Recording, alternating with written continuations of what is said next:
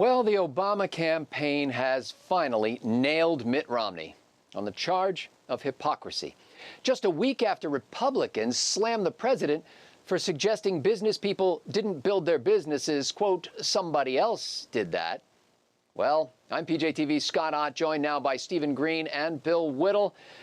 Men, let's compare the man who would be president with the one who is. Somebody helped to create this unbelievable American system that we had that allowed you to thrive. Somebody invested in roads and bridges. If you got a business, you didn't build that. Somebody else made that happen. You Olympians, however, know that you didn't get here solely on your own power. For most of you, loving parents, sisters, or brothers encouraged your hopes. Coaches guided, communities built venues and organized competitions. All Olympians stand on the shoulders of those who lifted them. We've already cheered the Olympians. Let's also cheer the parents, coaches, and communities.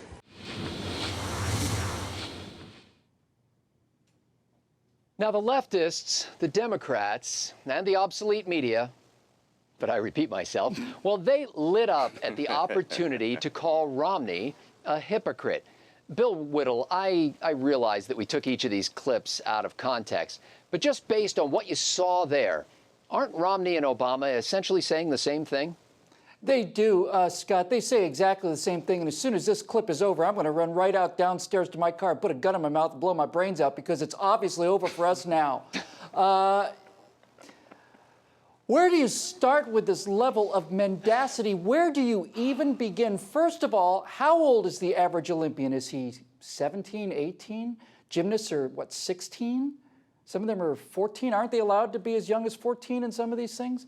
They're just getting out of their basements, their parents' houses, and their parents' bedrooms. And as Mitt Romney said in his own words, thank your families, your churches, your communities, the people that let these infants, basically these young men and women, the people who worked extra hard to pay for them to do this, let's thank those people. You notice Mitt Romney didn't say, hey, let's thank the government for all of the awesome stuff that they've done to make you Olympians, because the government doesn't do anything for Olympians. There's the American Olympic Committee and so on. But we all know that with the case of Shawn Johnson, let's say, last time around, her mom took her down to drive and what does she want to do? She wants to be a gymnast. Great. So mom takes her to all these meetings, and dad works the extra hours to pay for the training and all this other stuff. It's the biggest joke, this comparison. And I will say this, Scotty, the reason that the left is lining up so hard and trying to make this idiotic thing stick is because they know for a fact that what Barack Obama said is fatal to his presidency. Fatal. They have to get this thing underwater, and they have to do it quickly. Well, Stephen Green, Obama and Romney sound like they're just echoing what John Donne wrote. No man is an island, entire of itself. Every man is a piece of the continent, a part of the main. What's wrong with that in either case?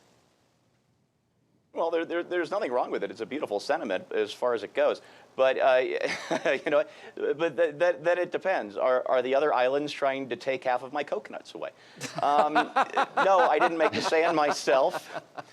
The ocean was always there, but I did grow these coconuts, and that other island over there didn't, and they're really a lovely bunch of coconuts. I think I've stretched this out as far as I can go. You know, you just reminded me of something from my high school German class 20 years ago. Doc Kalmar, our teacher, told us this great story. At the end of World War II, you know, Germany was flattened, leveled. We smashed the place trying to root out the Nazis. We did a really good job of it. And nobody had anything left. You know, we had Germans, the wealthiest country in the world, lining up for food handouts from American GIs.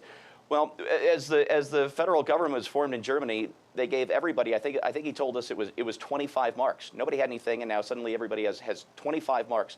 And you know what happens? So this is an experiment with a really level playing field. And after a few years, the people who had made successes of themselves were pretty much the same people before the war who had made successes of themselves, because, as Doc Kalmar said, the cream rises to the top, and it doesn't matter what island you're on. All right. Well, now let's be fair to President Obama. He may have been saying that no single business person built all of the highways essential to his success. And let's also be fair to Mitt Romney. Just before that clip, he said, quote, "We salute you, Olympians, both because you dreamed and because you paid the price to make your dreams real. You guys pushed yourself, drove yourself, sacrificed, trained, competed time and again, winning and losing. Now, Bill, does putting these quotes in context change your opinion of either man? Did Rachel Maddow leave that part out on her show? Why, that saucy little minx. I'm shocked. She's never been shocked called to hear soft. such a thing. Look, Mitt Romney, I think, came up with the quote of the campaign when he said a couple days ago, they were saying, oh, have you taken this out of context? And Mitt Romney said, the context is worse than the quote. He's absolutely right.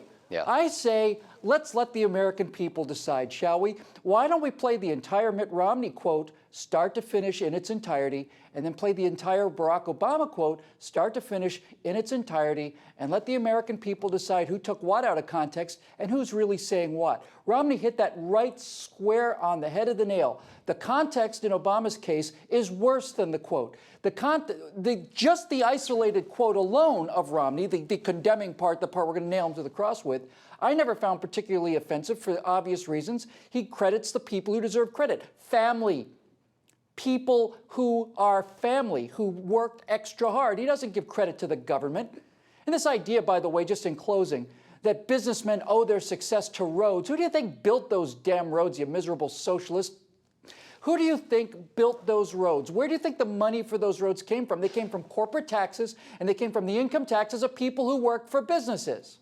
I'll close this entire rant by saying, in America today, there are two kinds of people. There are people who sign paychecks on the front and people who sign paychecks on the back. And President Obama's entire strategy is to gin up the resentment of the latter against the former, and it's going to blow up in his face just like everything else this guy has tried. That's a great point from Bill there. People who built the first roads were ambitious for gain, whether that be gold or land, and they blazed the first roads. And then many of them later became toll roads as private businesses ran those. Government came along later. Well, Steve, Obama and Romney see things very differently. Is it just because they're in different political parties, or is it something more?